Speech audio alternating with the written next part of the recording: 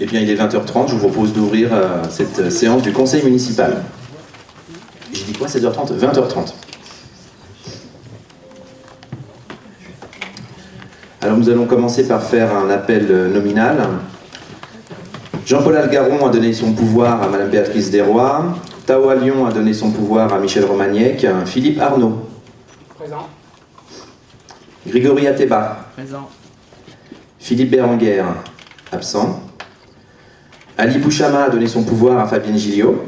Alexandre Bouzet. Présent. Fabrice Cassada. Présent.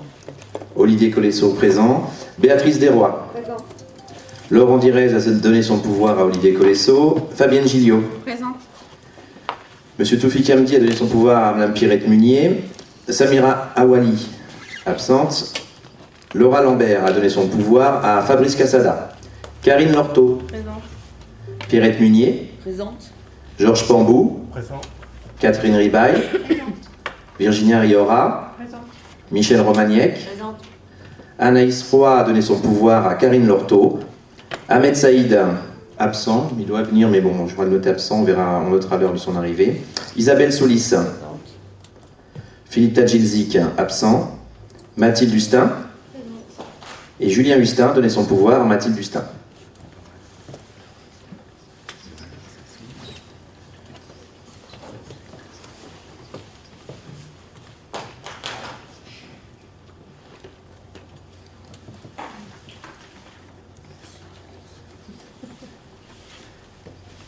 Donc 15 présents, 4 absents et 8 représentés. On va juste s'assurer qu'il n'y a pas un conseiller à la porte. Non, on va partir sur cette base-là. Si vous voulez bien faire tourner la feuille d'émargement, s'il vous plaît, vous voudrez bien signer en face de votre nom. On va maintenant procéder à la désignation d'un secrétaire pour ce conseil. Monsieur Philippe Arnaud s'est proposé, qui serait contre, qui s'abstiendrait. Merci. Donc Philippe Arnaud, secrétaire de cette séance du conseil municipal. Donc on va attaquer l'ordre du jour, qui commence par les communications du maire. Alors, bon, on a eu un conseil municipal il n'y a pas longtemps, hein, il n'y a pas eu de nouvelles demandes de mutations immobilières qui ont donné lieu à des décisions de non-préemption urbaine. Donc ce chapitre est vide pour aujourd'hui. En ce qui concerne les décisions... alors attendez, on ne va pas faire comme ça. On va d'abord approuver le PV du conseil municipal précédent. Je vous demande pardon. Donc vous avez reçu avec la convocation le procès verbal.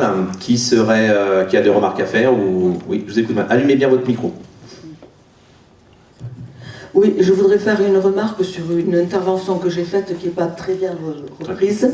Donc c'est à la page 6, j'aimerais qu'on corrige. Allez, on va la lire ensemble, comme ça il n'y aura pas de malentendu. J'avais dit, à la page 6 du PV, Oui.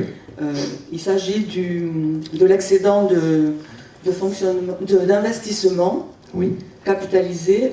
Il y a écrit, c'est des choses qui sont écrites sur votre DOM, hein, voilà, et que j'ai repris moi exactement. Le résultat de la session d'investissement 2023 ressort excédentaire de 175 335 €. Alors qu'à la page 9, l'atterrissage budgétaire 2023 est écrit, l'exercice 2023 devrait se clôturer avec un excédent de 22 604 € en investissement.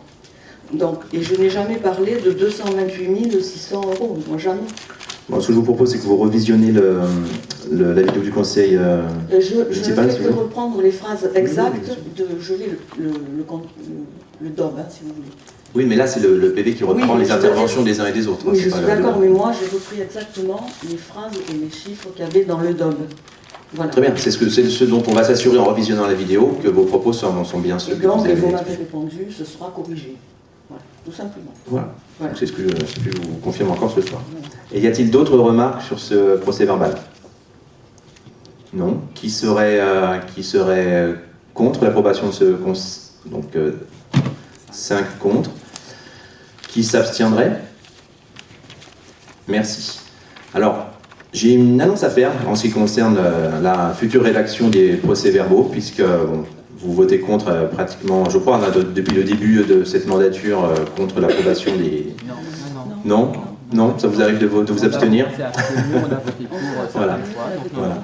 En tout cas, Chanteloup-en-Brie va être une ville pilote pour une expérimentation liée à l'intelligence artificielle. On va être une première nationale, vraisemblablement, si ce n'est pas européenne. Et dans les semaines qui vont venir, va être installé un robot qui va faire le travail de dactylographie, de rédaction et de mise en forme des procès-verbaux. C'est un logiciel qui est très puissant, qui a vocation à être développé auprès de beaucoup d'instances du pays. Et bien c'est Chanteloup qui a été choisi pour initier ce produit, enfin ce service en France. Donc on est très content de pouvoir participer à l'expérience. Dans ce cadre-là, et pour améliorer la performance, même si ce n'est pas obligatoire, vous serez même certainement contacté par l'éditeur pour des prises d'empreintes vocales. Vous n'êtes pas obligé de dire oui, mais ça permettra en fait à l'intelligence artificielle, oui certains ont déjà dit non, à l'intelligence artificielle de vous identifier quand vous parlez et de reproduire du coup parfaitement les propos que vous tiendrez en séance. Donc ça permettra d'avoir des procès-verbaux qui seront exempts de toute anomalie. Voilà.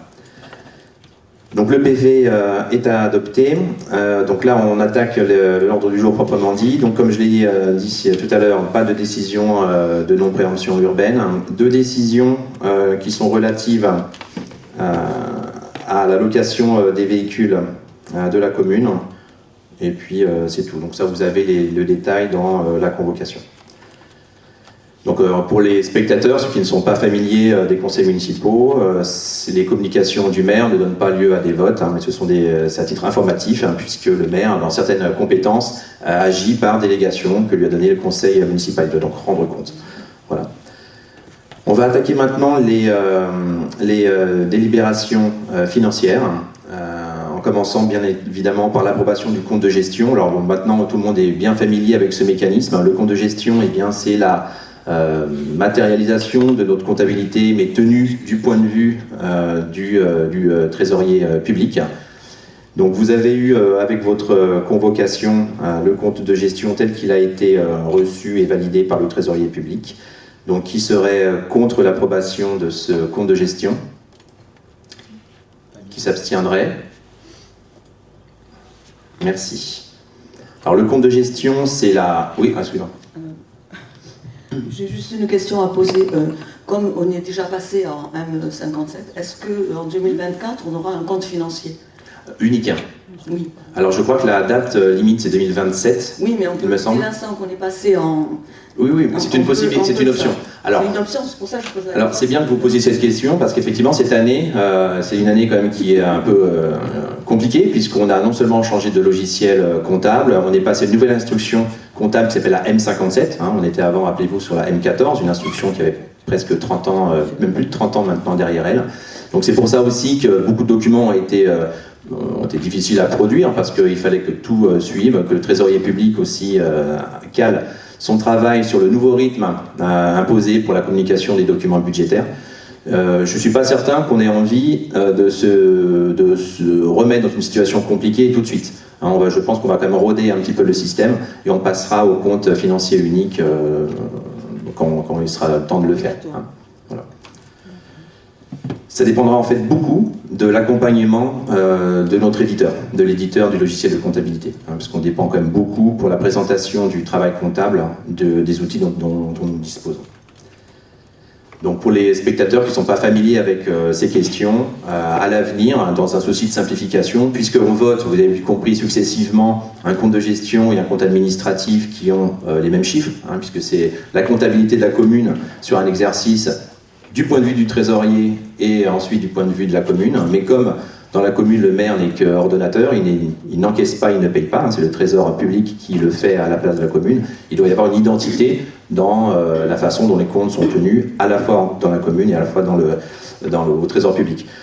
À l'avenir, il y aura un document unique, donc ça impliquera des communications plus régulières entre la commune, les services comptables de la commune et le trésorier. Et en fin d'année, on votera sur un document unique, un petit peu comme un compte de résultat d'une entreprise privée. Voilà. Donc le compte de gestion adopté, nous devons passer maintenant au compte administratif. Monsieur Pambou, adjoint aux finances, a préparé un petit rapport de présentation. Je vous demande un petit instant, je branche l'ordinateur.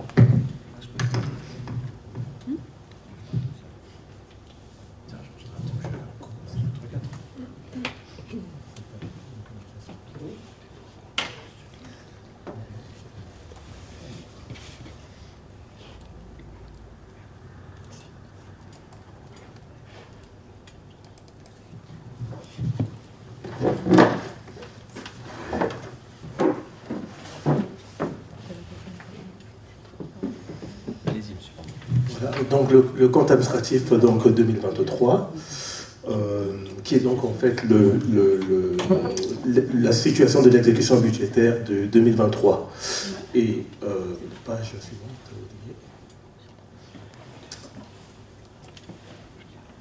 Voilà, donc on va respecter la structure de présentation d'un budget. Hein, donc on va commencer par le fonctionnement, les recettes réelles de fonctionnement. Là, vous avez une présentation par structure. En termes de recettes réelles, on a exécuté plus de 4,8 millions avec une structure de recettes où on voit l'importance en fait de tout ce qui est fiscalité, qui représente 74% des recettes donc, réelles de fonctionnement. Ensuite, on a les dotations et les participations qui représentent 13% de nos recettes. Et ensuite, c'est les produits de service. Voilà, donc globalement, on a trois types de recettes avec une prépondérance pour les impôts et taxes. Et voilà, donc ça c'est simplement pour montrer que le levier en termes de recettes repose principalement sur la fiscalité, donc notamment la taxe foncière bâtie. Alors là, c'est une présentation par groupe de recettes. Donc les produits de service, ça concerne notamment donc les prestations facturées aux familles. Ça représente sur 2023 plus de 400 000 euros. Et on a également les produits des domaines. Produits de domaine, en fait, ça concerne les recettes liées aux antennes des opérateurs de téléphonie, hein, au-dessus du château d'eau notamment, et également certaines redevances payées notamment par GRDF concernant en fait les concessions en matière d'électricité. Voilà, et ensuite voilà donc les impôts et taxes, 3,5 millions de recettes. Voilà, donc là évidemment on a fait la distinction entre trois catégories de recettes fiscales, hein, la fiscalité directe locale, ça c'est donc la taxe foncière, la taxe d'habitation sur les résidences secondaires et puis la taxe foncière sur le non bâti. Alors la fiscalité reversée, ça concerne en fait un produit fiscal qui nous est versé par Marne-et-Gondoire. C'est l'attribution de compensation. Et ensuite, la fiscalité indirecte, ça concerne les droits de mutation, la TLPE. Et voilà. Et ensuite, dotation et participation, donc il y a la DGF. La DGF, donc, ça fait partie donc, d'une recette, d'une dépense pour l'État et une recette pour la collectivité. Bon, la DGF, voilà, dans la DGF, c'est un terme générique hein, où on regroupe trois types de dotations. En fait, la dotation forfaitaire, la dotation de solidarité et ensuite la dotation de péréquation. Ensuite, la CAF, par rapport aux prestations périscolaires. Hein. Voilà, donc on reçoit une subvention de la CAF. Et ensuite, dans les participations, on a également les compensations fiscales. Ça, c'est une catégorie de recettes qu'on reçoit de l'État, parce que l'État prend parfois des dispositions en matière de fiscalité qui se traduisent en fait par une baisse de produits fiscaux pour les communes. Donc, voilà, donc c'est cette perte est compensée par ce qu'on appelle les dotations de compensation fiscale. Donc là, on a pour 190 000 euros. Ça concerne principalement sur la CFE. Il y a une exonération de 50% octroyée donc aux entreprises. Et en fait, voilà, enfin, pas la CFE, c'est la taxe foncière bâtie. La taxe foncière bâtie est exonérée concernant les entreprises. Et donc l'État nous compense à hauteur de 190 000 euros. Et ensuite, on a d'autres produits un peu accessoires, notamment les loyers. Et ensuite, on a des produits exceptionnels, notamment quand il y a des sinistres. Voilà donc pour les recettes de fonctionnement. Alors voilà, donc ces recettes de fonctionnement servent à financer des dépenses. Voilà, donc là vous avez la structure des dépenses. Les dépenses réelles s'élèvent donc à 4,5 millions. Et donc là vous avez la répartition par catégorie en fait. Et donc qu'est-ce qu'on observe? On observe que les charges de personnel en fait constituent la nature de dépenses la plus importante avec 56%. Et ensuite, voilà, après, le deuxième poste de dépenses, c'est les charges à caractère général. C'est des dépenses qui sont essentielles pour le fonctionnement des services et également pour l'entretien, la voirie, voilà, tout ce qui est cadre de vie. Voilà, donc voilà, ça c'est les deux postes les plus importants en termes de dépenses pour la commune. Après, on a des charges financières qui ne représentent que 2%. Voilà. Et ensuite, on a d'autres catégories de dépenses, les autres charges de gestion courante qui concernent notamment la participation au budget du CCS et puis, voilà, et puis les indemnités d'élus et un certain nombre de dépenses particulières. Ensuite, voilà, donc là, ensuite, concernant les charges à caractère général, on distingue donc les achats et fournitures, les prestations et travaux d'entretien. Et ensuite, voilà, donc ça signifie que dans les charges à caractère général, à l'intérieur, on fait des différenciations.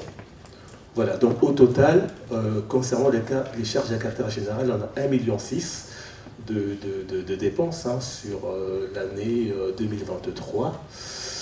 Et voilà, donc les charges à caractère général, c'est des charges qui sont notamment liées à des marchés, à de la commande publique, et voilà, qui peuvent varier selon le contexte économique du pays, enfin de la situation. Ensuite, les charges de personnel, donc 2,5 millions.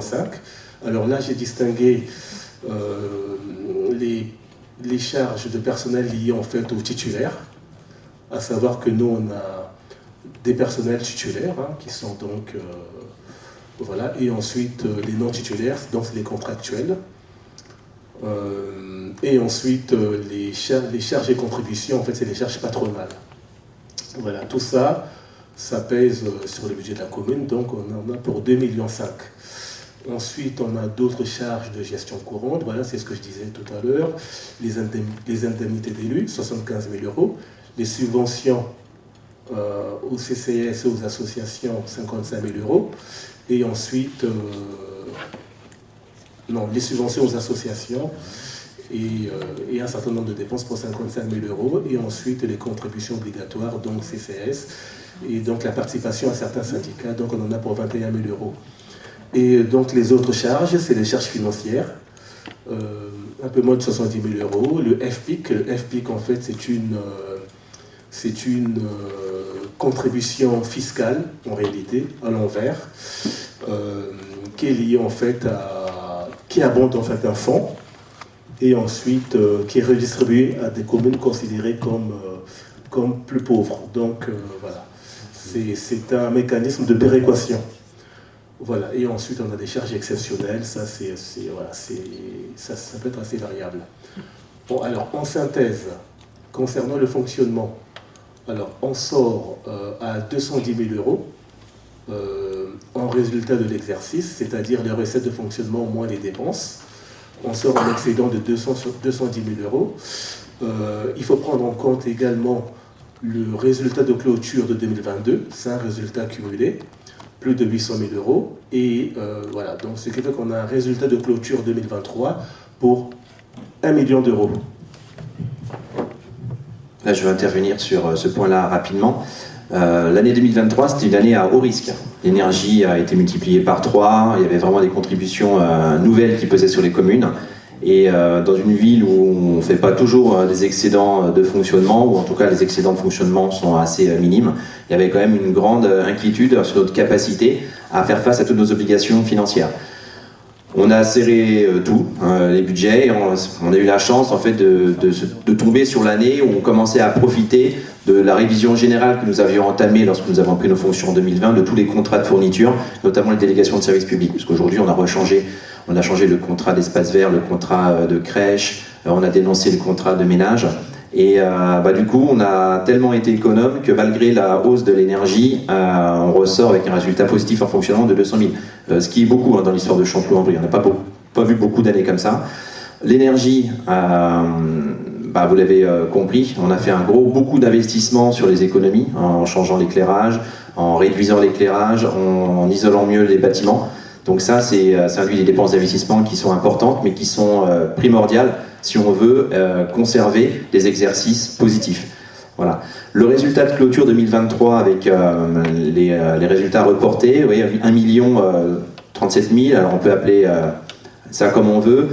Quand on est arrivé ici, c'était de l'ordre de 700 000 euros, donc là on continue à thésauriser d'une certaine manière, mais c'est pas le but d'une commune de thésauriser. Il faut avoir une marge de manœuvre quand même pour faire face aux imprévus, mais les excédents ont quand même d'abord vocation à être versés et transformés en investissement. Donc c'est ce que vous verrez tout à l'heure quand on attaquera le BP. Là, il faut maintenant abonder plus aux investissements. On peut le faire puisqu'on a retrouvé des marges de manœuvre financières. Et ça, c'était l'engagement que nous avions pris en arrivant, de piloter les finances, de revoir tous les contrats de fourniture et les services, de telle sorte qu'on retrouve des marges de manœuvre financières. Donc la bonne nouvelle, c'est que nous avons maintenant enfin des marges de manœuvre pour pouvoir investir pour la commune. Exactement. Donc en 2023, on passe à 1 million, sachant qu'on a terminé 2022 à 800 000 euros. Voilà, donc on est dans une logique sur de la progression. Voilà, donc on va passer après le fonctionnement, on va passer à l'investissement. Alors là, vous avez les différentes recettes d'investissement dont bénéficie la commune. On a donc le FCTVA. Alors le FCTVA, en fait, c'est une compensation que verse l'État aux collectivités, parce que les collectivités, quand elles font de la dépense, elles payent la TVA, contrairement aux entreprises qui collectent la TVA, mais ne supportent pas la TVA. Nous, on supporte la TVA. Et voilà, on n'a pas de mécanisme de déduction comme ça existe dans les entreprises. Et donc, à ce titre, l'État compense, fait donc l'évaluation de nos dépenses qui ont fait l'objet de TVA. Et ensuite, à partir de là, il y a une évaluation qui est faite et donc ça nous est compensé. Donc là, on a 34 000 euros en investissement. Et ensuite, taxe d'aménagement. La taxe d'aménagement, c'est une autre recette qui est liée en fait quand on délivre des permis d'urbanisme, permet de construire ce genre de documents d'urbanisme. Donc ça donne lieu à paiement de droits qui sont collectés par l'État et ensuite reversés aux collectivités. Alors donc, pour l'exercice 2023, on avait fait une prévision budgétaire à 30 000 euros. Bon, après, c'est très très difficile à prévoir. Par contre, en réalisation, on est à 108 000 euros. Voilà. C'est tellement dur à prévoir qu'aujourd'hui on ne peut plus le prévoir du tout, puisque le régime de collecte de la taxe d'aménagement a changé. Jusqu'à présent, c'était au moment de l'obtention des permis de construire que les pétitionnaires s'acquittaient de leurs taxes. Maintenant, c'est à l'achèvement des travaux, donc il n'y a plus du tout de visibilité. Ce qui pose d'ailleurs un problème dans la construction des budgets primitifs, parce que on va reporter d'une année sur l'autre vraisemblablement ce qu'on a collecté l'année précédente, mais ça reste vraiment au doigt mouillé. Donc ça, c'est une innovation juridique qui pose des problèmes comme dans la construction des budgets primitifs. Voilà. Je voulais aussi revenir sur la logique générale de la façon dont nous construisons nos budgets et pourquoi est-ce qu'en fin d'année il y a souvent des écarts entre les budgets primitifs adoptés et les comptes administratifs. C'est que, comme je l'ai dit, nous sommes une commune qui reste fragile pour des raisons historiques et il faut garder une pression, disons, sur les agents, sur les élus, pour qu'ils restent modérés dans leurs dépenses. Et pour ce faire, je l'ai toujours assumé, j'ai toujours dit ici, on a une tendance, et il me semble que c'est sain, à minorer les recettes et à majorer les dépenses. Ce qui fait qu'en fin d'année, en général, on a plutôt de bonnes surprises que de moins bonnes. En tout cas, pour l'instant, ça nous réussit. et on n'a pas l'intention de changer de méthode. Voilà, oui, évidemment, il faut rappeler que voilà, le budget qu'on vote, c'est un budget évaluatif en fait. Hein. Donc on se base sur des estimations et ensuite les réalisations, ben, voilà, c'est la réalité. Et donc parfois il y a des écarts qui peuvent être assez importants. Alors donc concernant donc les dépenses, on a vu les recettes d'investissement. Concernant les dépenses, ça se répartit comme on peut le voir sur la projection. Voilà, bon, moi j'ai distingué les immobilisations incorporelles, hein, ce sont les études, etc., les licences, notamment pour les logiciels, et ensuite les immobilisations corporelles, c'est tout ce qui est travaux, tout ce qui est acquisition de mobilier en fait. Hein. Et voilà, et après on a tout ce qui est opérations et travaux, à savoir que nous, notre budget, on le vote avec un mécanisme qui s'appelle les opérations, des chapitres opérations. Ça permet comment dire, plutôt que de parler de chapitres de numéros, mais plutôt de donner à une dépense, à un investissement, un libellé, voilà, permet de comprendre et de faire un suivi, notamment quand on est dans une logique pluriannuelle. Voilà, alors là vous avez également, voilà, on voit les restes à réaliser. Alors les restes à réaliser, ce sont en fait des engagements qui ont été pris à l'égard d'entreprises, mais qui n'ont pas été réalisés. Voilà, et qui sont reportés sur l'exercice suivant. Voilà, donc c'est un mécanisme de transfert d'un exercice à l'autre. Et ensuite, les dépenses financières, voilà, c'est la fameuse taxe d'aménagement et le remboursement d'emprunt. Voilà, donc on a 167 000 euros d'amortissement de la dette de la commune. Alors, je vais faire la même intervention que chaque année, mais c'est important pour les gens qui regardent ce conseil pour la première fois. Ça a l'air curieux d'avoir la taxe d'aménagement en dépenses financières, puisque c'est présenté comme une ressource. Sauf que, comme je dis tout à l'heure, la taxe d'aménagement, elle dépend finalement de la réalité de ce qui est réalisé au terme des autorisations d'urbanisme données. Et il peut arriver que l'État nous demande de rembourser la taxe d'aménagement. Donc ça a été le cas, notamment sur l'hôtel d'Ali, pour lequel la commune a perçu, je crois, 170 000 euros de taxe d'aménagement, indu, puisque en fait il est dans la ZAC, donc il n'y avait pas de taxe. Et donc on a eu la mauvaise nouvelle en 2020 de devoir rembourser de l'argent qui avait déjà été dépensé en fait. Donc on a négocié avec le Trésor pour rembourser sur plusieurs exercices. Voilà, c'est pour ça qu'on a encore une somme à acquitter cette année. Les emprunts, donc les 167 000, c'est le rythme auquel nous nous désendettons. C'est-à-dire que chaque année, la ville rembourse ses emprunts. Comme on l'a dit, l'objet d'une commune, c'est de fonctionner, c'est de rendre des services et d'investir. Donc, Chanteloup n'est pas une ville qui est très, très endettée. Lorsqu'on est arrivé, on a trouvé environ 4 millions d'euros de dettes, ce qui par habitant est tout à fait dans la moyenne nationale. Et il ne s'agit pas de baisser ou d'augmenter le taux d'endettement, mais de se maintenir à un niveau moyen, de telle sorte qu'on est toujours en ligne avec les politiques nationales. C'est toujours une mauvaise idée de s'éloigner des moyennes. Donc on rembourse environ 170 000 euros d'emprunt chaque année, et l'idée c'est en fait d'en remprunter à peu près le même montant, alors pas tous les ans, mais sur la durée du mandat, réemprunter en gros ce qu'on a déjà remboursé.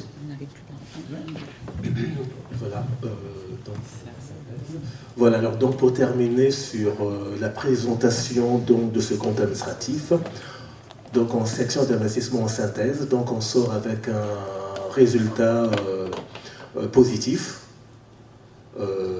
On sort avec un excédent.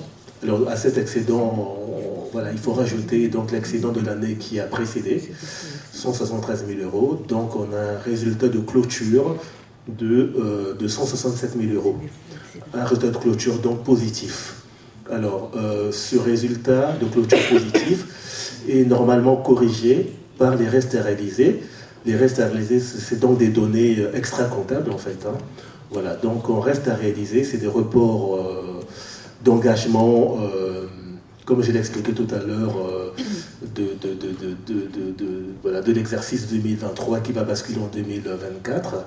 Voilà, donc on reste à réaliser en recettes, on a 50 800, ça concerne notamment des subventions, qui sont en fait, voilà, c'est des engagements au profit de la commune, et donc voilà, qui font l'objet de constatations. Et ensuite, voilà, après on a des dépenses, voilà, donc on reste à réaliser. On est plutôt négatif, mais au global, la situation en section d'investissement, en clôture, c'est plutôt positif. Alors, je voudrais faire un petit point pédagogique. Autant c'est important pour une commune de dégager des excédents de fonctionnement, autant la section investissement n'a pas vocation à dégager des excédents. Hein, ça, c'est des situations qui sont anormales, pas d'un point de vue comptable, mais d'un point de vue de la logique budgétaire. Lorsque des crédits en investissement sont votés, c'est pour être dépensés dans des équipements, dans des travaux, etc. Lorsqu'on termine avec un excédent de fonctionnement, d'investissement, c'est en général que les travaux qui ont été prévus n'ont pas été faits au rythme souhaité, hein, mais qui ont vocation à le faire. Donc ça, c'est important de le comprendre. Quand on est un peu béotien, il faut bien regarder les excédents en fonctionnement, ça c'est vital pour une commune. Les excédents d'investissement n'ont finalement pas lieu d'être. Donc, pas de quoi se vanter. On préfère avoir de l'argent de côté, mais c'est l'argent qui a vocation à être dépensé de toute façon. Oui, exactement. En investissement, l'objectif, c'est pas de dégager des excédents. Voilà, donc là, on constate un excédent, mais c'est un excédent qui va servir en fait, qui va être transféré au budget de 2024 et qui va donc servir à financer, à participer au financement du budget d'investissement de 2024. Voilà, alors donc là, le compte administratif, en fait, c'est une logique budgétaire, mais il est parfois intéressant d'en extraire les éléments dans une approche financière. Voilà, alors donc là, j'ai souhaité illustrer par mettre en avant un certain nombre de ratios. Alors, les ratios qu'il faut en général considérer, que regardent nos partenaires, notamment les partenaires financiers, c'est le ratio d'épargne. Ça, il faut vraiment, voilà, c'est un ratio qu'il faut absolument surveiller et qui doit être positif, hein, et en progression, avoir une courbe plutôt ascendante. Voilà, donc là, on arrive à dégager une épargne brute qu'on appelle aussi l'autofinancement de 400 000 euros. Au total, ça représente 9% des recettes de fonctionnement. Donc, ça veut dire qu'on a un taux d'épargne de 9%. Voilà, alors ça signifie que voilà, ce taux d'épargne, en fait, ça sert dans une lecture financière, comment dire, au financement de l'investissement, aussi bien la dette que les dépenses d'équipement. Voilà, donc l'autre notion, c'est l'épargne nette, qui est positif, qui a été longtemps négatif à Chanteloup. Donc là, on passe... voilà. Pardon ? Vous racontez n'importe quoi. Ben si, regardez, si vous, Madame Munier, si vous le souhaitez, je vais vous sortir les états rétrospectifs, vous verrez qu'on a été... Vous ne trouvez rien, mais là, vous allez trouver. Oui. Non, mais je veux dire, on a été négatif pendant le mandat précédent, et ça n'a pas toujours été le cas, mais juste avant qu'on arrive, ça a été le cas. Donc, voilà, là, on retombe sur des... Il ne faut pas dire les choses comme ça, sans contexte. Non, mais, oui. Non, mais après, je comprends. Non, mais après, moi, je Vous êtes spécialiste de lancer comme ça des choses, sans expliquer les contextes. Non. Peut-être qu'on était négatif, mais il faut regarder les investissements qu'on faisait, exactement. Parce qu'on était bien obligé. Mais ça, vous dites pas, vous dites juste le négatif. Non, mais après, c'est la malhonnêteté. Non, c'est pas ça. Alors, je vais vous expliquer. Alors, qu'est-ce qui fait également qu'on soit passé en ligne d'épargne nette positive? Alors, bon, certes, on a amélioré notre performance en matière de fonctionnement, de gestion. Ça, c'est quand même une réalité, on l'a vu tout à l'heure. Et par ailleurs, en arrivant en responsabilité, on a procédé à une opération de refinancement,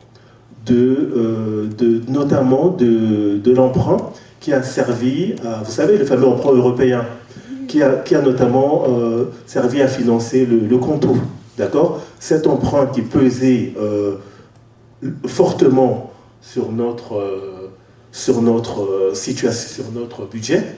Voilà, donc on a procédé Encore une fois, vous vous arrangez à citer des choses qui vous arrangent pour nous enterrer. Madame Munier, gérer la dette, c'est quelque chose de comment dire, de classique, aussi bien dans les collectivités comme les nôtres, dans les entreprises.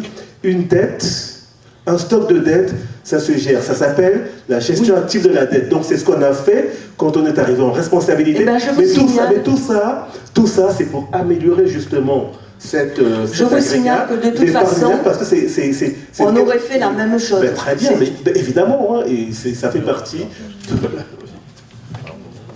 Vous n'auriez pas fait la même chose parce que vous avez à chaque conseil municipal prétendu que c'était impossible de renégocier. Non. Là, je pense que ce qui est important, oui, on a tous les enregistrements, c'est un impôt européen, on ne peut pas le renégocier. Mais ça a changé entre-temps. Mais... Ce qui a changé, c'est nous qui avons changé en fait. Ah bon? On est venus, on a été installés fin mai, je crois dès le mois de juillet, j'ai pris rendez-vous avec la banque et en septembre, on avait un plan sur la table. Hein, voilà. C'est ça surtout qui a changé à Chanteloup-en-Brie.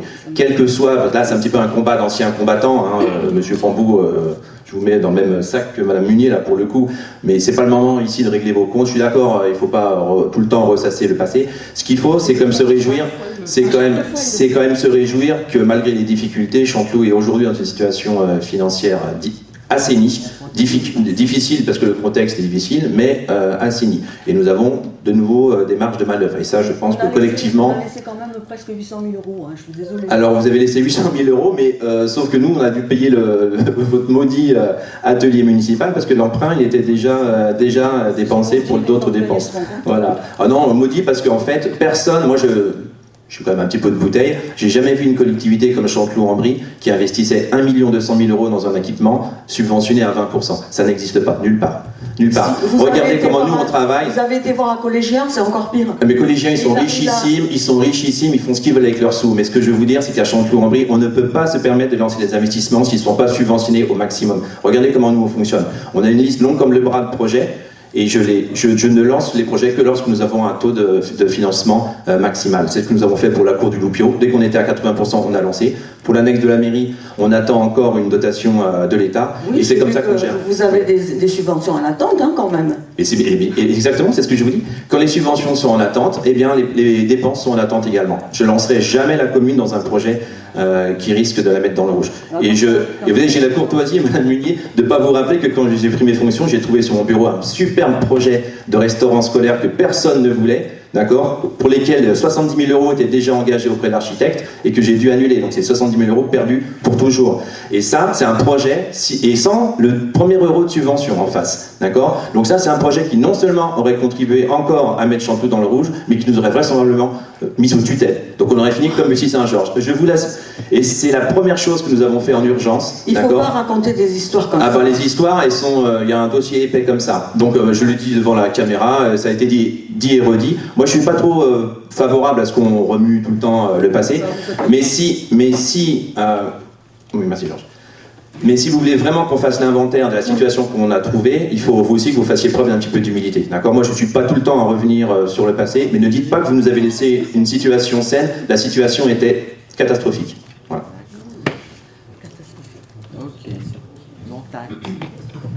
Voilà, pour terminer sur les ratios financiers, hein, autre élément positif à mettre au crédit donc, de la municipalité actuelle, hein, c'est l'amélioration de la capacité de désendettement.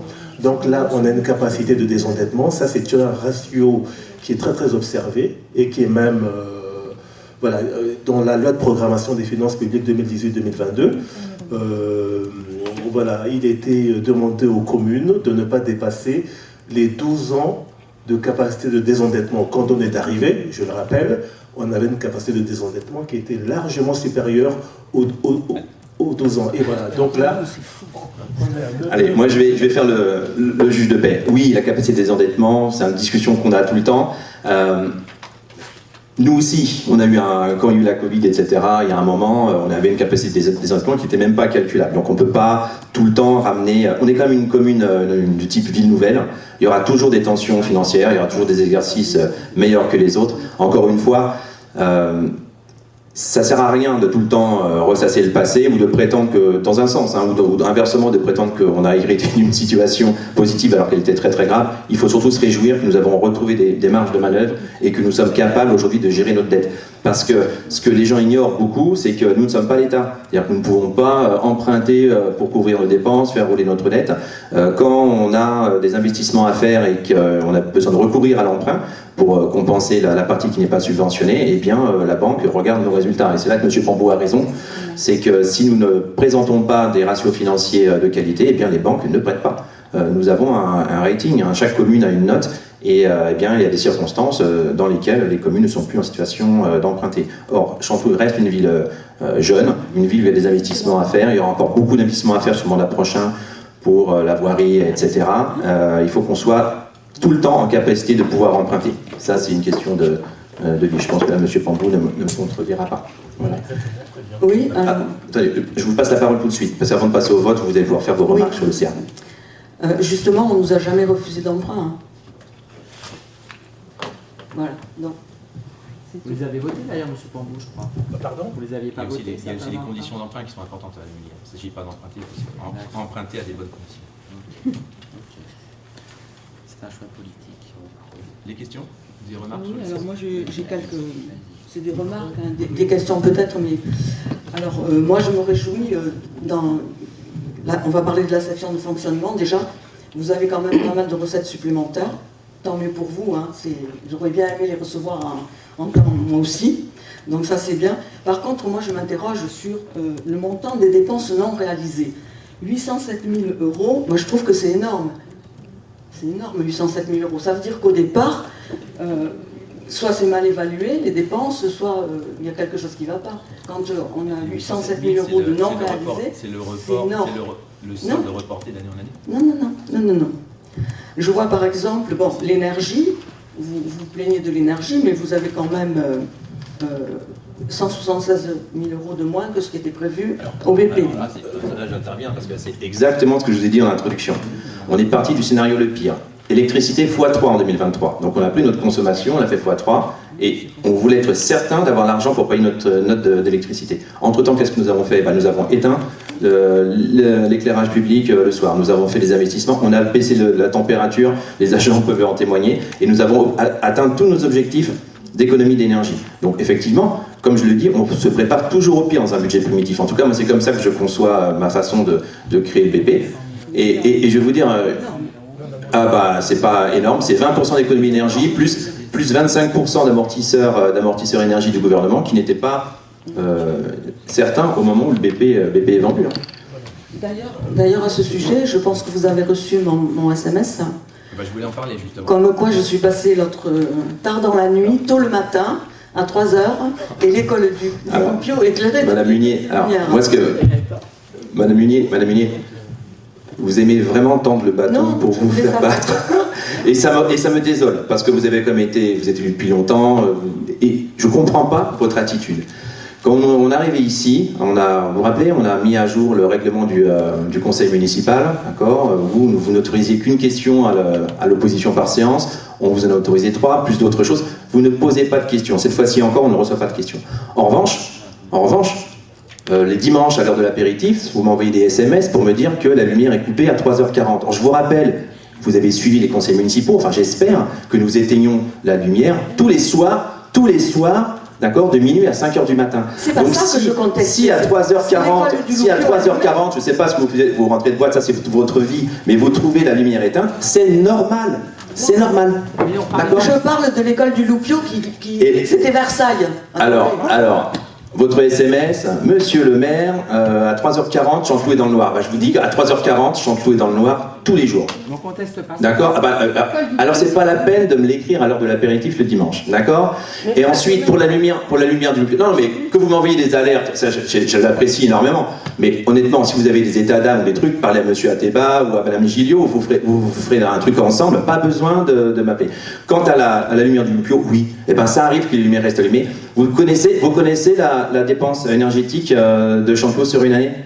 Je parle que pour les compteurs de moins de 36 kVA, c'est-à-dire vraiment les petits... On l'a dans le BP. Hein. Oui, alors, donc vous le connaissez, d'accord ? La consommation, 300 000 kWh. 300 000 kWh. Alors, Vous pourrez calculer combien consomment une nuit les ampoules, la plupart OLED d'ailleurs, des groupes scolaires. Et puis, si vous n'avez pas d'autres sujets pour vous scandaliser, eh bien, je pense qu'on peut conclure que nous faisons un très très bon mandat. Parce que si c'est votre seule préoccupation, d'accord, je crois qu'on s'en sort très très bien. Tant mieux ce que vous pensez. Hein. C'est votre politique. Les hein. chiffres sont là. Je m'interroge, mais c'est votre politique. Chanteloup hein. n'a jamais consommé moins d'énergie de toute son histoire. Ensuite, il y a un compte 6226, les honoraires. Vous avez dépensé 13 500 et quelques. En plus, je voulais savoir qu'est-ce que vous avez mis là-dedans, dans les honoraires, au compte 6226. Vous savez ce qu'on a mis dans les honoraires? Il y a le CDHU, il y a tout ça. Ouais, il y a le cabinet d'urbanisme. Voilà. Le cabinet d'urbanisme pour le PLU, pour la révision du PLU par exemple. Il y a les honoraires d'avocats, je ne sais pas s'ils sont dans cette ligne ou dans une autre. Mais Chanteloup maintenant est une ville qui a les moyens de vivre normalement. Donc effectivement, on a beaucoup plus recours qu'auparavant à des services juridiques, par exemple.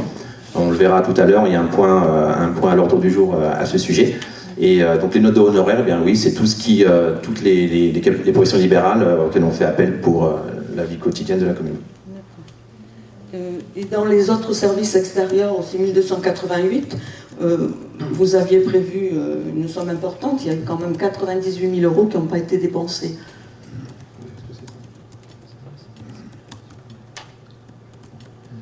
Alors encore une fois, il y a pas mal de prestations qui sont liées à des investissements que l'on prévoit de faire, des études, etc. C'est en fonctionnement. C'est en fonctionnement? Oui. Ouais. Bah, C'est écoutez. toujours en fonctionnement. Hein. Le 6288, c'est du fonctionnement. Encore une fois, de toute façon, vous pourrez, dans le taux d'exécution budgétaire, vous constaterez qu'en général, à part le poste RH qui est connu et pour lequel il n'y a pas vraiment de marge de manœuvre, tous les postes de dépenses sont gonflés. Ça oui, tous les postes de dépenses sont Oui, mais gonflés. pas 98 000 €, c'est que vous aviez prévu quelque chose d'important. Enfin, j'imagine. Qui n'a pas été fait. Oui, donc quelque chose d'important qui n'a pas été fait, j'en sais rien, il faudrait qu'on regarde ce qui est... Oh là là, Madame Munier, ça c'est bas. Ça c'est bas. Parce que vous voyez, je vais vous dire un truc. Non, attendez. Madame Munier, vous avez... On va arrêter. Vous savez pourquoi? Parce que ça, c'est des questions. Si vous les posiez par écrit, vous auriez une réponse circonstanciée, etc. Les questions par écrit, ce sont celles qui n'ont pas d'objet au conseil municipal. Là, c'est dans le cadre du budget. J'ai tout le droit de m'exprimer. Bon, d'accord, mais ne soyez pas étonné qu'on n'ait pas appris par cœur. Ne soyez pas étonné qu'on n'ait pas appris par cœur chaque ligne du BP qui en compte des centaines. Moi, je le connaissais quand j'y étais. Non. Si vous les connaissiez, si vous maîtrisiez si bien les budgets et les finances, on n'en aurait pas été là en 2020 et vous ne seriez pas assise à cette place. Vous seriez peut-être assise à celle-ci. Alors, par contre, je m'étonne que dans le chapitre du personnel, aux cotisations pour assurance du personnel ou autres charges sociales, vous n'aviez pas ouvert de crédit. Alors que quand même, il y a des dépenses importantes, c'est normal, hein, l'assurance du personnel. 63 000 €, vous n'aviez pas ouvert de crédit au BP. Alors, il y a et aussi pareil des pour les différences de charges ligne. sociales. 68 000 € de dépensés, il n'y a rien d'ouvert. Non. Alors, dans le logiciel JVS, vous vous rappelez qu'on a changé de logiciel de comptabilité, d'accord? Il y a des dépenses qui sont imputées dans certaines lignes et qui ne sont sur d'autres maintenant. Donc les dépenses que vous ne voyez pas sur la ligne que vous évoquiez, elles apparaissent forcément sur une autre ligne. Et ça, c'est le cas, on a ça depuis en fait le début de ce mandat. Entre la trésorerie qui nous demande de changer les imputations, entre les changements d'affectation d'un exercice sur l'autre, il est très fréquent que des dépenses qui ont été budgétées à un endroit soient en fait, une fois dans le compte administratif, imputées à un autre. Et je suis sûr que c'était comme ça déjà à votre époque. Non. Alors, on va passer à l'investissement. Au compte 16, vous aviez ouvert à la ligne des emprunts, ça m'étonne d'ailleurs parce que l'annuité des emprunts, elle est connue, c'est 167, c'est bon. Vous aviez ouvert 368 000 €. C'était pourquoi? C'était pour des... Vous vouliez emprunter... C'était pas pour l'emprunt, c'était pour le remboursement de l'emprunt. Oui, c'est dans les dépenses. Oui, voilà, c'est ça. Voilà. Vous vous rappelez qu'on a deux emprunts à terme, qu'on a la liberté de rembourser par anticipation si nous le souhaitons. Donc c'est l'emprunt de 300 000. Oui. Ok. Celui-ci ou un autre, parce que c'est fongible, hein. On peut prendre dans ce poste pour emprunter l'emprunt qu'on souhaite. Les frais d'études au 2031, ça concerne quoi, les 26 075 €? Alors on a des études en cours, qui ont été réalisées l'année dernière pour l'école du Loupio, dans le cadre d'une d'une délégation de maîtrise d'œuvre. Je pense que c'était ça, puisque ça doit être à peu près 15 000 €, et puis le reste, ça doit être... Et c'est pourquoi, au Loupio? Le Loupio, toute la renaturation de la cour, Ah oui. que l'on fait avec le département dans le cadre du fonds d'aménagement communal. Pour avoir des subventions. Subventionné à 80%.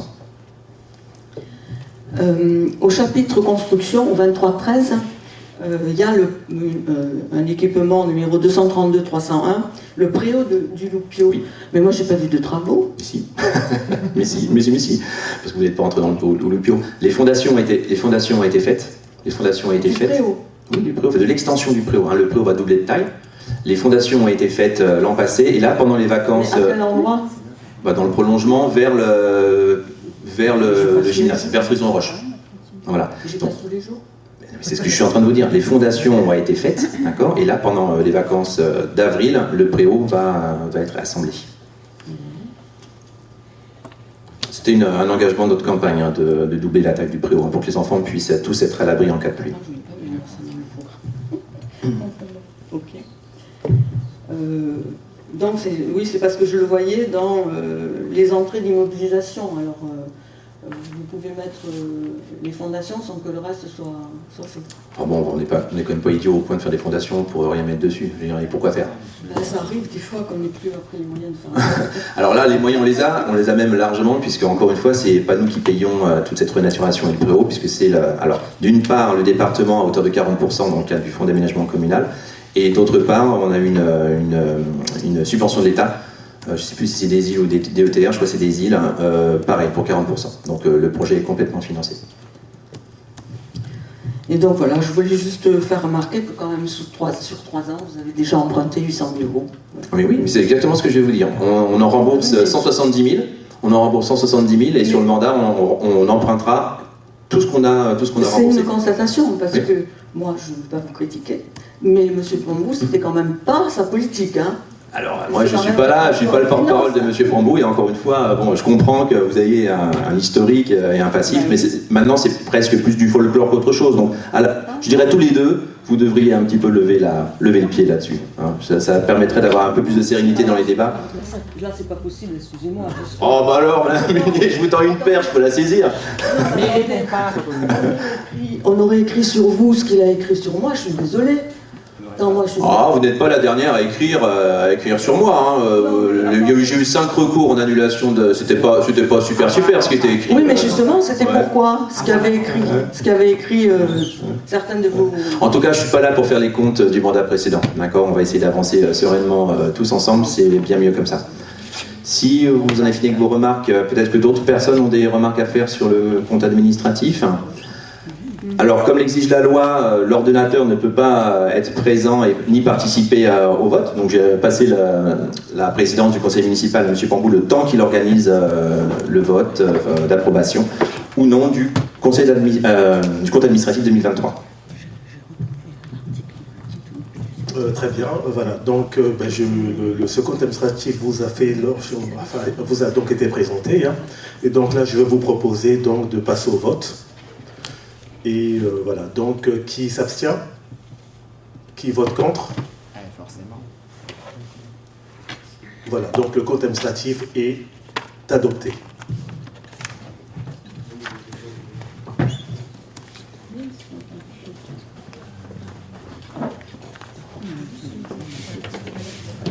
Quel est le sens du vote? Ça a été adopté. Voilà, alors il y a un côté folklorique, ça fait rire, mais c'est comme ça.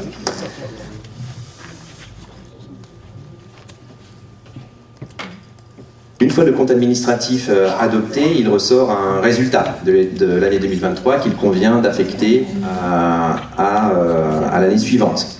Donc c'est l'objet de la prochaine délibération, affectation du résultat. Monsieur Pambou? Voilà, évidemment, donc on va donc procéder à l'affectation du résultat de l'exercice 2023. Donc l'objectif justement, c'est de constater ce résultat et de définir les modalités de reprise au budget de 2024. Voilà, alors donc, en section de fonctionnement, exercice 2023, on a un solde de 210 215 13 centimes. on prend en compte le résultat de 2022, 826 844,49. Ça nous fait un résultat à affecter de 1 037 059,82. Voilà, ça c'est ce qui concerne, c'est donc le fonctionnement. Et en investissement, on a donc le résultat de clôture de 22 904,07. La reprise du report de 2022, 173 111,95. Ça nous fait un résultat d'investissement affecté de 196 016,02. Voilà, il faut prendre en compte également les restes à réaliser qui sortent avec un solde négatif de 28 824,05. Voilà, alors donc au BP de 2024, on va affecter de la manière suivante. Au compte 1068, on va transférer 615 740,03. Ça veut dire qu'on prélève sur le fonctionnement cette somme pour le transférer donc à l'investissement en tant que recette. Ensuite,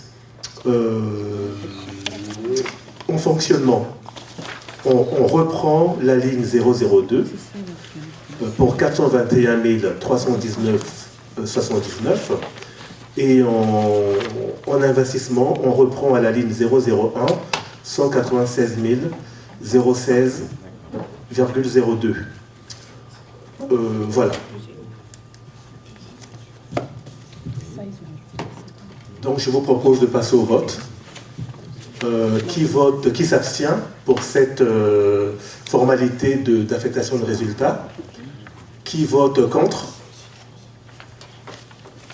Voilà, donc le résultat est adopté, l'affectation de résultat est adoptée. C'est bon, merci M. Pambou. Alors là, il y a le compte administratif qui circule, hein, il y a une feuille d'émargement. Merci de ne pas quitter la salle avant de l'avoir signé. Hop. Étape importante aussi avant la construction du BP, c'est de définir les taux des taxes que nous prélevons, de telle sorte que nous ayons une visibilité sur les recettes futures. En annexe de la convocation, vous avez l'état 1259 qui résume les bases fiscales et qui permet, en appliquant les taux votés, de calculer le produit de chaque taxe. La délibération est simple, hein, puisque nous ne modifions pas les taux de taxation. Donc on va passer au vote directement. Qui serait contre le maintien des taux à leur niveau actuel? Qui s'abstiendrait? L'unanimité. Bravo. Merci.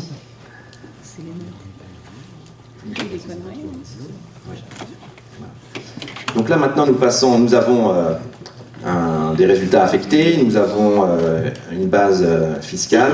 On va maintenant procéder, puisqu'on a tous les éléments, à la construction et à la mise au vote de notre budget primitif pour 2024.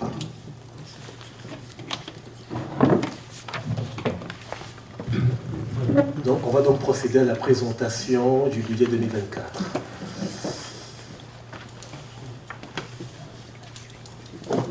Alors, en synthèse, le budget 2024 est voté en suréquilibre.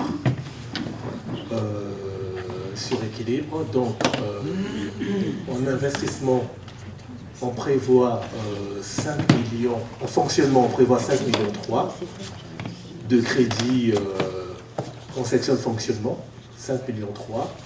Alors, en investissement, par contre, on ne va pas respecter la règle de l'équilibre, on va voter le budget en suréquilibre. Donc on prévoit un volume de dépenses d'environ 900 000 euros et un volume de recettes de 1 100 000. Voilà, donc au total, le budget, les deux sections confondues, on a 6,3 millions en dépenses et 6,5 millions en recettes. Voilà, alors donc un rappel sur le droit budgétaire public. Un budget est en général voté en équilibre, recettes-dépenses, c'est ce que font la plupart des communes. il y a une interdiction stricte de voter en déséquilibre, c'est-à-dire plus de dépenses que de recettes, contrairement à l'État, hein, qui peut voter un budget en déséquilibre et derrière se faire financer par la dette. Pour les collectivités, c'est la règle d'or. On n'a pas le droit, mais par contre, on a le droit de voter en suréquilibre, c'est-à-dire plus de recettes que de dépenses. Voilà, c'est un mécanisme qu'on a souhaité adopter qui permet ensuite, en quelque sorte, de sanctuariser une partie des recettes. J'ai une explication. J'ai insisté pour que Alors, effectivement, on peut toujours équilibrer parfaitement un budget en gonflant les recettes, en minorant les dépenses, en faisant quelque chose d'un petit peu artificiel. Il y a un point dont vous vous souvenez peut-être, si vous êtes attentif, c'est qu'on a toujours eu comme politique celle de faire du portage financier de nos recettes certaines. C'est-à-dire que souvent, les communes ne pensent pas à s'adresser à un établissement financier pour faire du portage de recettes. Je m'explique. Quand l'État ou une collectivité ou un autre bailleur de fonds vous promet de l'argent pour une subvention, pour réaliser un investissement, cet argent, vous ne l'avez pas. Donc, si vous attendez de recevoir cet argent pour faire vos travaux, vous risquez d'attendre beaucoup. Et finalement, le temps passe, et au bout d'un mandat, vous n'avez pas fait grand-chose. Donc, ce que nous avons fait l'an passé, c'est de contracter auprès de la banque un emprunt de 300 000 € à terme, en face duquel nous avons mis les dotations, les notifications de subventions, donc celles qui sont notifiées, donc les dotations qui sont certaines, plus les remboursements de FCTVA qui sont aussi certains. Donc, nous avons fait un paquet de recettes certaines et nous avons pu mobiliser à l'avance ces futures recettes d'investissement pour pouvoir continuer à investir sur la commune sans effet accordéon en quelque sorte. Mais en même temps, lorsque nous recevons une notification de subvention ou un avis de remboursement de FCTVA, on est obligé d'imputer en recettes, c'est normal, sinon on ne pourrait même pas l'encaisser. Et il me semblait insincère d'inscrire 2 fois dans le budget la même recette finalement, puisque les recettes de subvention et les recettes de FCTVA, nous les avons déjà mobilisées par un emprunt. Donc en votant en suréquilibre, on voit clairement qu'il y a 200 000 € de recettes de trop. En fait, c'est le doublon, c'est ce qui correspond à la partie que nous allons rembourser une fois qu'on aura touché, une fois qu'on aura reçu le versement de ces recettes certaines. Et ça me paraissait être une manière plus sincère de présenter le budget, plutôt que de comptabiliser 2 fois une recette en sachant dans son fort intérieur qu'on allait l'apercevoir qu'une fois.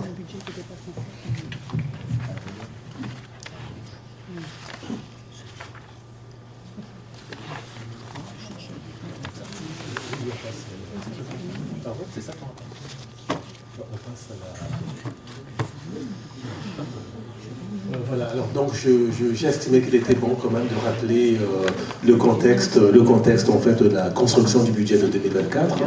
Voilà, on est dans un contexte évoqué lors du rapport de réorientation budgétaire, c'est le contexte d'inflation supérieur à 2%, des taux d'intérêt d'emprunt durablement positifs, contrairement à ce qu'on a connu pendant les périodes précédentes.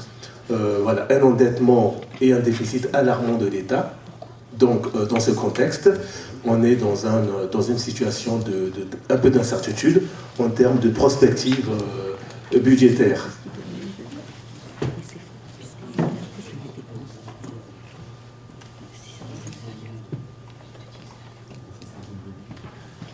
Voilà, alors donc,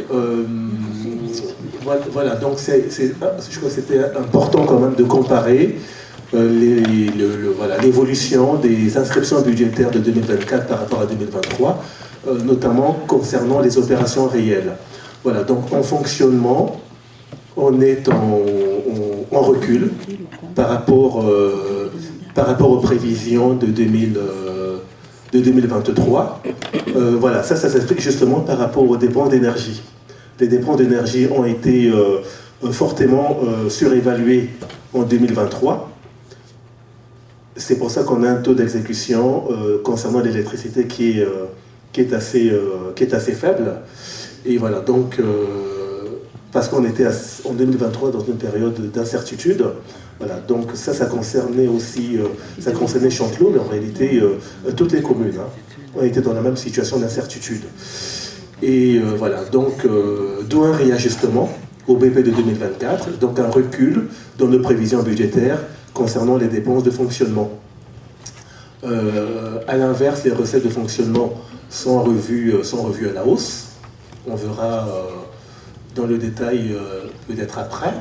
Et ensuite, en investissement, voilà, on recule de 8%. Aussi, voilà, on est en recul aussi bien en dépenses qu'en recettes. Alors, sachant que en investissement, d'une année sur l'autre, on assiste à, ça concerne toutes les communes, à de fortes variations en termes de prévision, parce que voilà, on n'investit pas habituellement de façon égale d'une année sur l'autre. Voilà, l'investissement, dans l'investissement, il y a une notion de cycle. Voilà, donc au total, les prévisions en dépenses reculent de 0,30% et les recettes augmentent de 7,76%.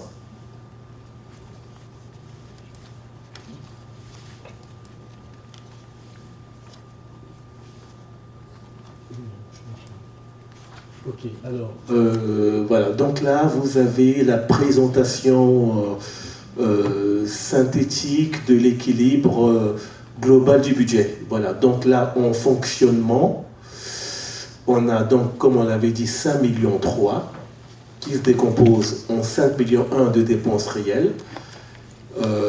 Et ensuite, il faut rajouter donc des opérations d'ordre, les amortissements. Ce sont des opérations comptables hein, qui doivent être obligatoirement constatées. Voilà, donc 5,3 millions en dépenses, 5,3 millions en recettes de fonctionnement. Donc là, c'est en équilibre. Alors en recettes de fonctionnement, en recettes réelles, on a 4,9 millions avec l'amortissement des subventions, 5,300.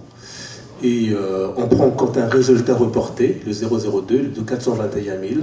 Voilà. Donc on arrive à l'équilibre en fonctionnement. Alors donc, par contre, en investissement, comme on l'a dit, c'est voté en suréquilibre, 942 000 en dépenses hein, et 1 192 000 en recettes. Voilà, donc 857 000 en dépenses réelles. Prendre en compte également les amortissements, les restes à réaliser. Et en recettes, 769 000 en recettes réelles. Voilà, et on a de l'autofinancement. Et des restes à réaliser, du résultat reporté. Voilà, la présentation synthétique. Voilà, le détail, vous l'avez justement sur la maquette budgétaire. Alors, concernant l'évolution en fonctionnement par chapitre, voilà, comme je disais tout à l'heure, le chapitre 011, les charges à caractère général sont en recul, en prévoiement de crédit. Donc on recule de 146 000 euros. Les charges de personnel progressent de 7%, soit 187 000 euros. Voilà, bon, ça c'est lié évidemment aux mesures gouvernementales notamment. Il y a la revalorisation du point d'indice de 2023 qui, cette année, en 2024, c'est en année pleine. Voilà, donc ça entraîne une progression des charges de personnel. Et ensuite, en début d'année 2024, il y a une mesure gouvernementale qui consistait à augmenter de 5 points l'ensemble de la grille indiciaire des fonctionnaires. Voilà, donc il y a plusieurs mécanismes hein, pour améliorer le salaire des fonctionnaires. Hein. Voilà, donc tout ça, et puis il y a un certain nombre de mesures qui sont prises. Voilà, donc tout ça, ça entraîne une augmentation des charges de personnel que nous évaluons à 7,39%. Et ensuite, il y a les charges de gestion courante, voilà, 10%. Voilà, et ça c'est 10%, mais la somme en valeur absolue est assez limitée. Les prévisions relatives aux recettes de fonctionnement en hausse de plus de 300 000 euros, liées notamment à la fiscalité. Alors il faut savoir que tout à l'heure on a voté les taux d'imposition hein, qui restent stables, mais néanmoins le produit fiscal augmente parce que les bases augmentent. Les bases augmentent sous deux effets. par rapport en fait à l'IPCH. En fait, c'est un coefficient en fait, comment dire, défini par l'INSEE. Hein. Donc cette année, les bases augmentent de 3,9%. Pour rappel, en 2023, les bases ont augmenté de 7,1%. En fait, l'IPCH, c'est lié en fait à l'inflation. C'est un autre terme, voilà, c'est une autre modalité de calcul de l'inflation. Ça veut simplement dire que les bases fiscales sont indexées sur le mécanisme de l'inflation. Voilà. On peut revenir sur... voilà. Et ensuite, il y a les dotations et participations, la DGF. La DGF augmente hein, parce que la population de la commune progresse. Donc voilà, et voilà, la DGF est calculée également par rapport à la progression de la population. Par contre, on observe une baisse de la CAF. Voilà, ça c'est une question qui a été évoquée lors de la présentation du ROB. Voilà, donc maintien du taux de taxe foncière bâtie. La taxe foncière bâtie, c'est l'imposition la plus importante actuellement au niveau du panier fiscal. Hein. On reste à 51% et la participation des familles hein, reste inchangée. Donc les prestations facturées aux familles ne sont pas révisées au titre de l'exercice 2024. Voilà. Alors, concernant donc voilà, les produits des services facturés aux familles, 130 000 euros, fiscalité, voilà, ok, et les dotations, 2,7%, voilà. Donc là, on est dans une logique de progression, voilà. Ensuite, l'autofinancement. Voilà, là, il y a un mécanisme de transfert. Là, c'est pour illustrer le mécanisme de transfert. Tu peux repartir. Voilà. Là, c'est pour illustrer le mécanisme de transfert du fonctionnement à l'investissement. Voilà, donc là, on transfère 175 000 euros. Alors, concernant donc l'investissement, en dépenses, on prévoit 900 000 euros. Voilà, et on rappelle que dans les dépenses d'investissement, 18% des dépenses réelles d'investissement concernent le remboursement de la dette. C'est les fameux 170 000 euros. Voilà, là vous avez voilà, la structure donc, des dépenses, hein, les dépenses d'équipement en bleu. Les restes à réaliser en rouge et puis les dépenses financières, notamment donc la dette en jaune.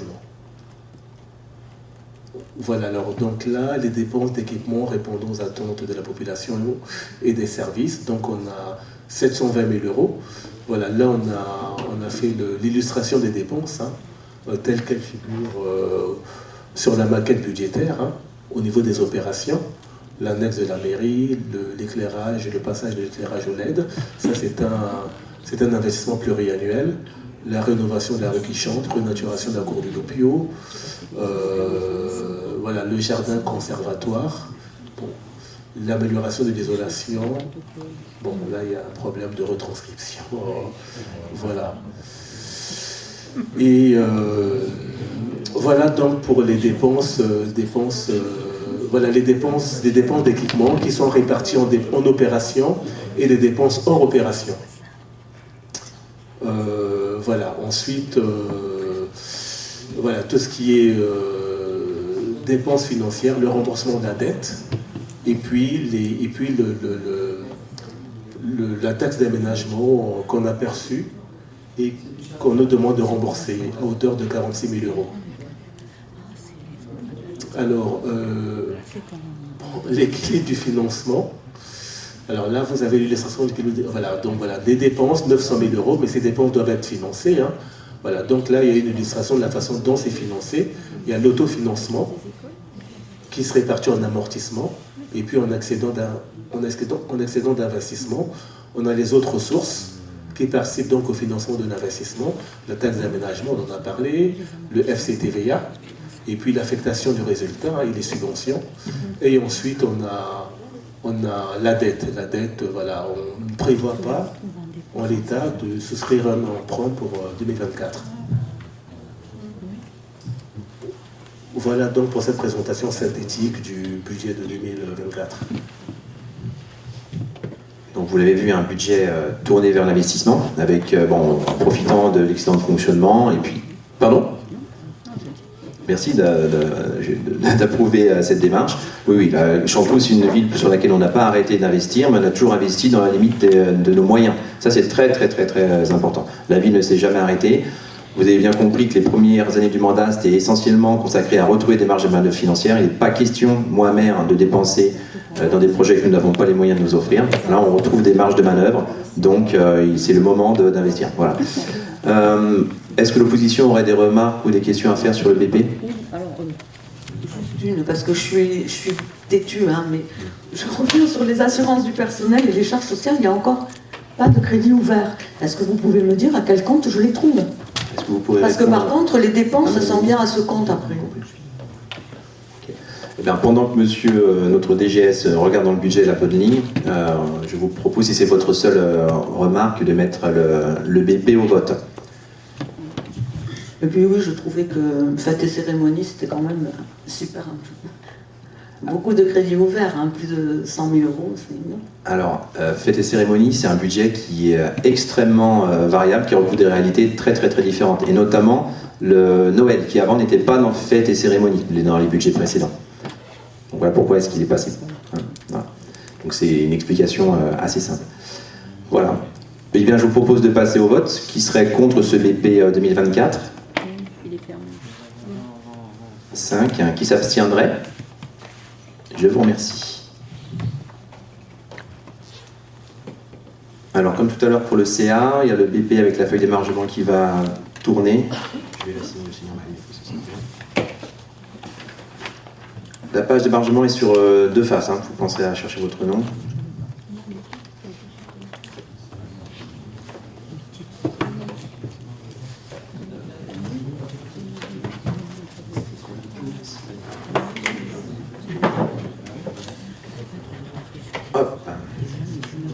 On continue le déroulé de l'ordre du jour avec d'autres délibérations à caractère financier. La première concerne le tiers payant, vous savez, imaginaire, qui permet de subventionner la carte de bus des collégiens de Chanteloup qui sont inscrits au 4 Arpents, qui est l'établissement fléché pour nos enfants dans le cadre de la carte scolaire.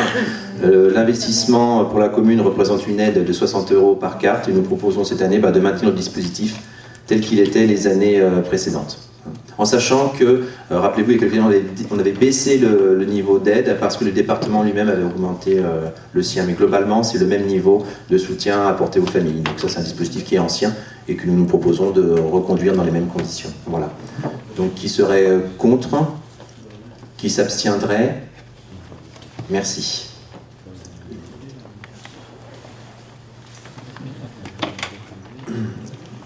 Vous vous souvenez peut-être que l'an passé, nous avions envoyé nos jeunes à un séjour au ski. Ça avait bien fonctionné, mais vraiment un gros succès. En plus, les jeunes, ils ont bien joué le jeu, ils ont bossé toute une année ensuite pour rembourser ce que la commune avait, enfin en gros, pour schématiser, ce qu'on avait fait pour eux. Donc on renouvelle l'opération, cette fois-ci avec un séjour de printemps, pour lequel nous proposons aussi à l'Assemblée délibérante d'abonder au budget. Tu veux dire un mot sur ce sujet, à moins qu'il y ait des questions? C'est bien. C'est ce qu'on essaye. Il part Il part demain. demain? Vous l'aviez décidé. On vote aujourd'hui, il part On demain? vote aujourd'hui. Enfin, pardon. On vote aujourd'hui, il part le 9. Donc demain, mais- on est d'accord.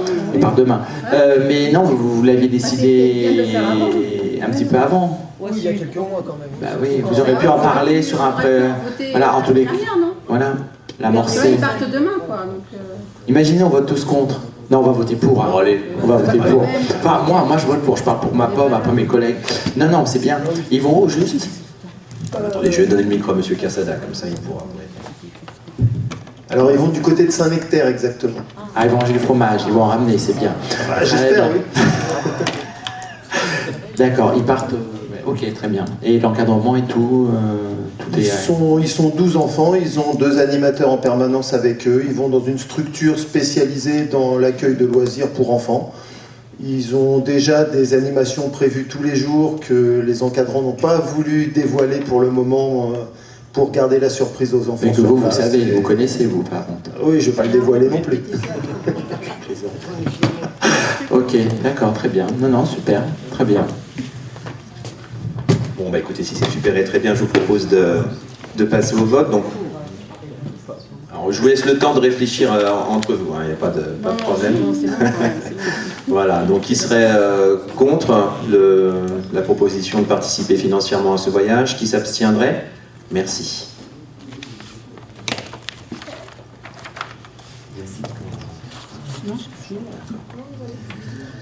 Point suivant, la répartition du produit de la vente des concessions funéraires. Alors historiquement, ça c'était dans les pratiques des collectivités, enfin des communes depuis très longtemps.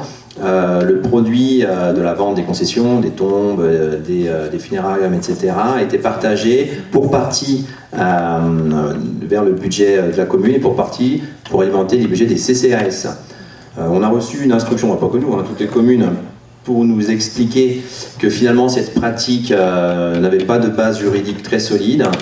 Et en plus, la TP, enfin les trésoriers demandent de simplifier un petit peu tous ces dispositifs. Et c'est vrai que ce n'était pas évident, dans le cadre des nouvelles instructions comptables, de présenter comme il fallait les différentes ventes de concessions.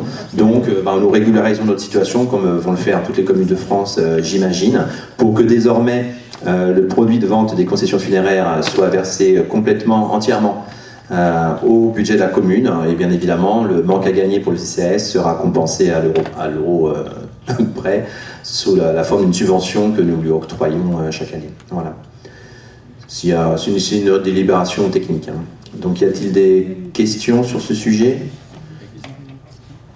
Non, s'il n'y en a pas, je vous propose de passer au vote. Qui serait contre? Qui s'abstiendrait? 5 abstentions. Merci.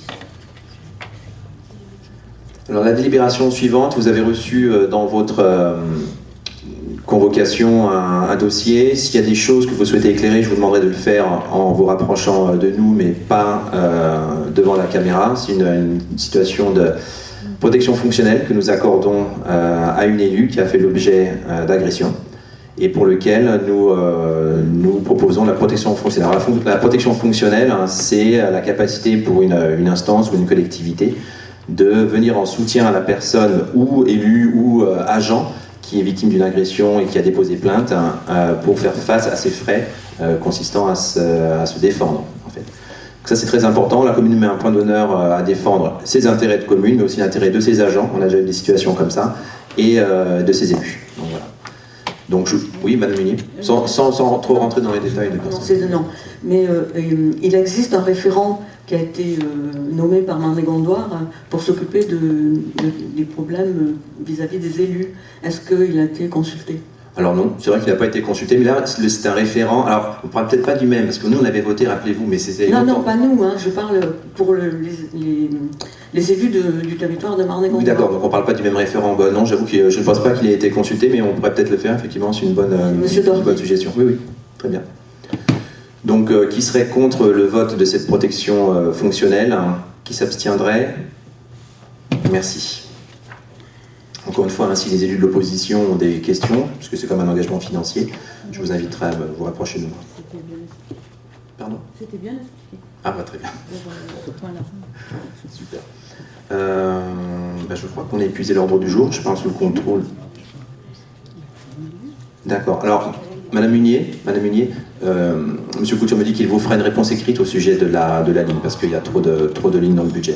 Votre question sur les assurances du personnel. Les assurances du personnel, Voilà. les charges sociales, parce que c'est quand même des montants importants. Oui. Les dépenses sont affectées au chapitre 12, et il n'y a pas de crédit ouvert, donc, alors que ça m'étonne, parce que c'est des choses tellement obligatoires. On vous fera une réponse écrite. Avant de clore le conseil municipal, j'ai une dernière annonce à faire. C'est dommage que M. Hamdi ne soit pas là, parce que c'est un sujet qui l'intéresse, qui concerne les déchets verts. La demande existe, la demande est forte auprès de nos concitoyens pour une collecte de déchets verts. Et c'était d'ailleurs dans une des propositions que nous avions récoltées. Oui, tout à fait, dans le programme, hein, c'est ce que je dis. Alors, en même temps, il y a aussi des contraintes liées à cette collecte, des contraintes environnementales en premier chef, parce que c'est pas une démarche qui est très très vertueuse, et également des contraintes financières, puisque mettre en place cette collecte est une option du CITREM, ça a un impact sur le taux de la tonne. Donc, comme finalement il y a des arguments pour, des arguments contre, et c'est un sujet vis-à-vis duquel finalement personne n'est indifférent. Notez dans votre agenda la date du samedi 21 septembre. Nous organiserons une votation citoyenne ici en Salle-Van Dongen et les habitants de Chanteloup se prononceront pour ou contre la mise en place de cette collecte. Donc entre maintenant, les 21 septembre matin ici, il y aura un bureau de vote unique, voilà, et les gens pourront venir voter. Entre maintenant et le 21 septembre, il y aura des informations qui seront faites pour expliquer déjà à quoi ressemblera la collecte de déchets verts s'il est décidé de la mettre en place, puisque le CITREM nous a déjà fait une proposition, avec les impacts fiscaux que ça implique, et puis aussi des contre-arguments environnementaux. Donc la première étape de communication sera dans le prochain numéro du Canteloupi. Il y aura aussi des panneaux d'affichage, voilà, et ça permettra à chacun de choisir en conscience, parce qu'il y a des arguments pour et des arguments contre, quelle que soit l'option retenue. Voilà. Donc rendez-vous 21 septembre, on communiquera les détails de l'organisation du scrutin au fur et à mesure qu'ils seront connus. Voilà. Eh bien, si vous en êtes d'accord, je vous propose de clore ce conseil municipal. Il est 21h57. 56, 57. Je vous remercie.